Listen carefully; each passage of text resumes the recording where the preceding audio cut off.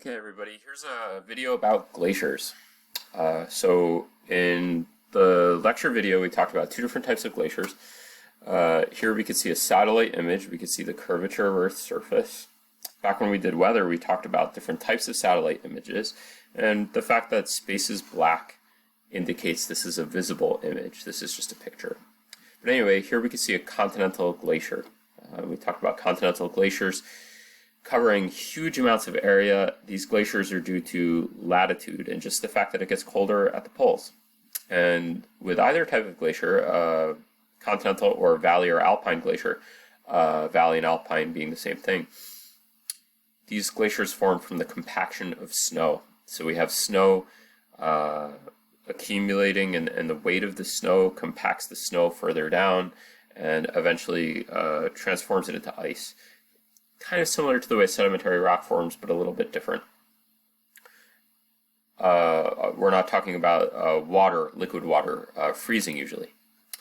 Yeah, this is more gradual. So here we have a valley glacier, an alpine glacier, and we can see the ice. This is the Alps. And here we have the ice flowing downhill in a valley. Down here would be the terminal moraine. These are some of the concepts that we talked about.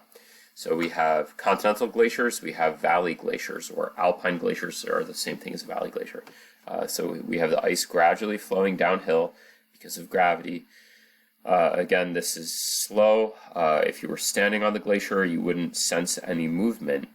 The rate of flow is slow. It's not something that you would feel if you were standing on it. You would, though, and I think I mentioned this in the other video, if you were standing on this glacier, you would probably hear ice cracking and creaking as it's slowly flowing, but you probably wouldn't sense any movement if you were standing on it. We talked about the flow of a glacier and that experiment with the poles or sticks.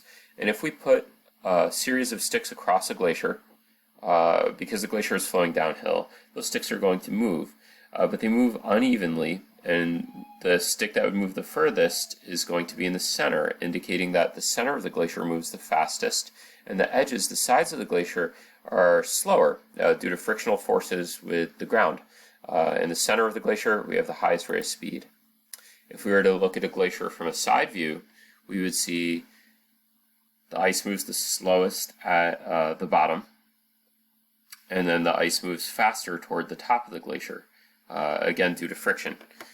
We have the ice grinding against the ground, so it's slow against the ground, and then the ice is moving a little bit faster at the top. And because of this difference in speed, I'm going to go back to the picture of the valley glacier here again. Ice is a solid, and because we have a difference in speed, it's moving slower at the bottom and faster at the top. It cracks, and we can see all of these cracks and crevices in the surface of the glacier. And we have this difference in speed. It's flowing slow at the bottom and fast at the top. It causes it to crack. It's not a liquid like water, so it cracks. It's a solid.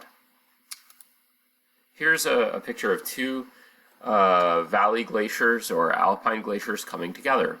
And again, they slowly flow downhill, and we can see sediment. These are the moraines. And again, moraines are unsorted sediment. We have things like gravels and silts and clays and sands all jumbled and mixed together, probably even some cobbles and boulders in there too. Glaciers have the ability to move the biggest of sediments. Here are some of the features that we talked about in the notes. And again, some of the images in the notes are maybe not the best, but that's why I like to show you pictures. On the sides, we have lateral moraines. That's where we have this unsorted material on the sides of the glacier. Unsorted material here. Here, these are our lateral moraines, where we have two glaciers coming together. We have a medial moraine. So those are some features that we could see in this picture. Unsorted material, two glaciers merging together, medial moraine. Here we have another valley glacier. One of the things that we talked about in the other video was U-shaped valleys. Here we have a U-shaped valley, and here we see a terminal or end moraine. Remember, glaciers can act like bulldozers and move large amounts of sediment. Here we have unsorted material all piled up in the front of this glacier as it's slowly flowing downhill. And if we were to look at this sediment, we would find a mixture of sizes. It would not be sorted. Water tends to sort sediments, and we have the biggest particles settling out first, and then the finer sediments. Here we have this scrambled mixture of sediments. Here's a glacial feature that we didn't talk about. This is something that you see often around here. If you were to go for a hike around here, you might see something that looks like this in the rocks.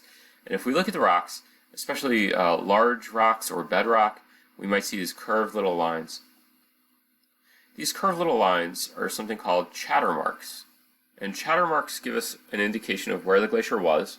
If we see chatter marks on the ground, first of all, it tells us, well, there were glaciers in this area, even if the glaciers have long since melted.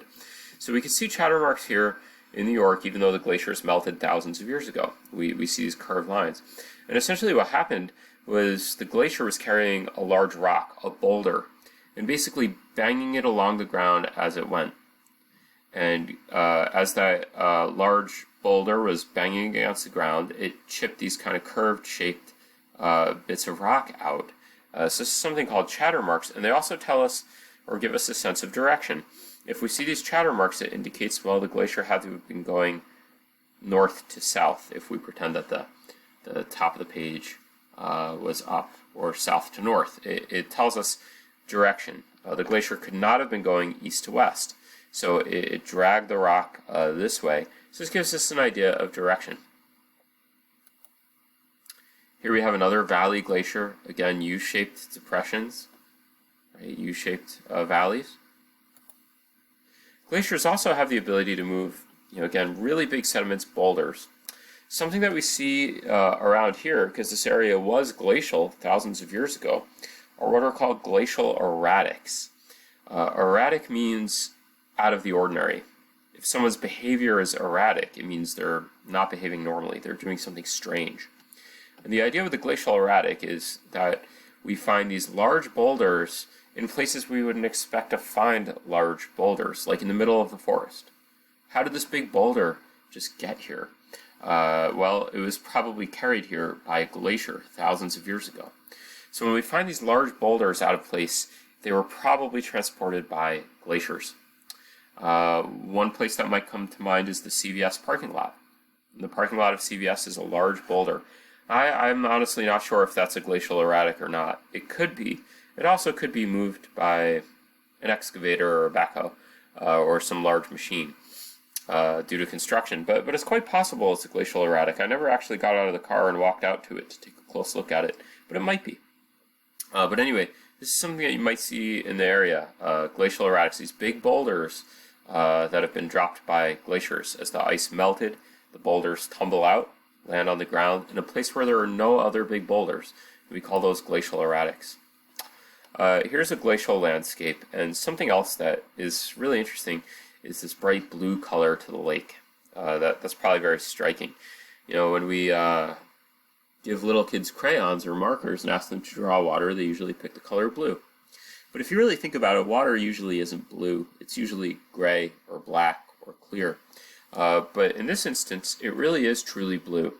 And glaciers have the ability to really grind rock, and they pulverize it into what's often called glacial flour. The rock is so fine that it's been pulverized into a sediment so fine it feels like flour, like you would cook with. And when that flour ends up in the water, it has the ability to change the way that the light gets refracted. Basically, long story short, it gives the illusion of the water having this bright blue color. So these glacial lakes often have this very brilliant blue color, and that has to do with that glacial flour being added in, just the rock being ground up into a really fine powder. Here are more chatter marks. Again, there's a pencil for scale, and they indicate the direction the glacier had been traveling. Another glacial lake, bright blue color, unsorted sediment. We have large rocks mixed with smaller rocks and sands and silts and clays. So when glaciers transport sediment, it's in an unsorted way. Here we have a glacial erratic, large boulder at the top of a hill, out of place. This is one of my favorite examples of a glacial erratic, and this actually isn't far from here. This is in Salem, New York, either North or South Salem, I forget which is on the other side of the Hudson River, not too far from here, probably about an hour's drive, maybe hour and a half. And here we have this really big boulder. Nobody did this. This was not done with a crane or a heavy machine. This was just chance. And when the glacier melted, it dropped these 4 smaller boulders out first, and then happened to drop this larger boulder on top. So this is just coincidence. Really, really cool though. It almost looks like a sculpture. And we have this big boulder on top of these 4 smaller boulders. Just coincidence that it worked out this way. And again, this isn't far from here, on the other side of the Hudson River in northern Westchester. And again, the glaciers melted thousands of years ago, but we could see lots of evidence that the glaciers were here. The only way that this would form is with a glacier. Here we have a V-shaped valley. If you remember from the other video, that indicates that this valley was carved out by a river or stream. Here we see a U-shaped valley. This was carved out by a glacier. So when we see these big U-shaped valleys, that's glacial.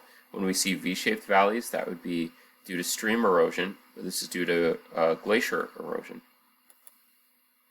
Here's another glacial valley, right? Big U-shaped valley carved out by ice. This is glacial. Here we have another alpine or valley glacier. It might be a little hard to sense that U shape to the valley. Also, but it's there. Also, you can see these cracks, and again, that's due to differences in the way that the speed of the ice moves.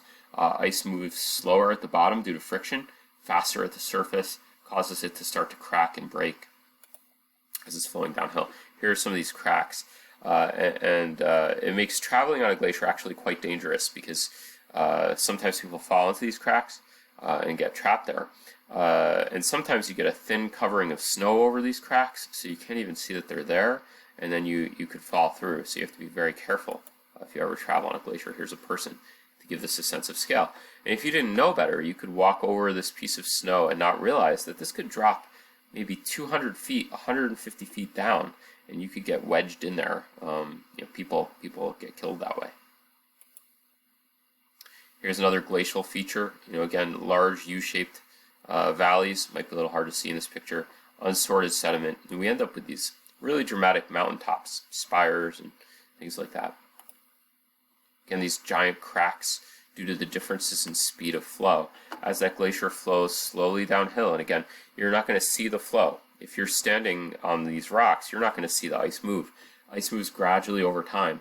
You will hear it creaking and cracking, and we can see these large cracks due to differences in speed. Ice moves slow at the bottom due to friction, faster at the surface, and then it causes it to crack and break. Here are some other features we haven't talked about, and I'm going to make a whole other video on glacial features, but this is a feature called an esker. And an esker is almost like a snake-like line of sand and sediment. Glaciers have rivers actually flowing through them. The glacier is not a uniform mass of ice. It's almost like Swiss cheese. It's full of holes, and the water flows through those holes and forms streams and river systems that are in the ice. And when the ice completely melts, we end up with a pile of sand and gravel and unsorted sediment in the shape of the river, and we call that an esker. So this is evidence that a glacier was here. We can see that the glacier has melted back and is now back there, but the ice had to have been further out front. Here again we have more chatter marks. A boulder was bouncing along the bedrock and chipping out these kind of rounded shaped pieces of rock. Indicates the direction of movement to the glacier. Here we have again another glacial feature, unsorted sediment, kind of U-shaped depressions. This is the Alps. Here we have one of these rivers flowing through the ice. So we even have streams flowing through the glaciers. Sometimes they even go underground or under the ice through holes, re-emerge somewhere else. Here's another feature called glacial striations. These are scratches. As the glaciers move, that ice is full of sediment, and as that ice and sediment move over a surface, they scratch it, and they put scratches into the rock. This is something called a glacial striation, and they also indicate the direction of movement. In this case, we can see, well, the glacier had to have been moving either west to east or perhaps east to west. We don't know which, but these scratches indicate direction of movement. All right, so I'm going to make another video about glaciers and evidence of glaciers, and we'll see that in a little bit. All right, so that's all for now.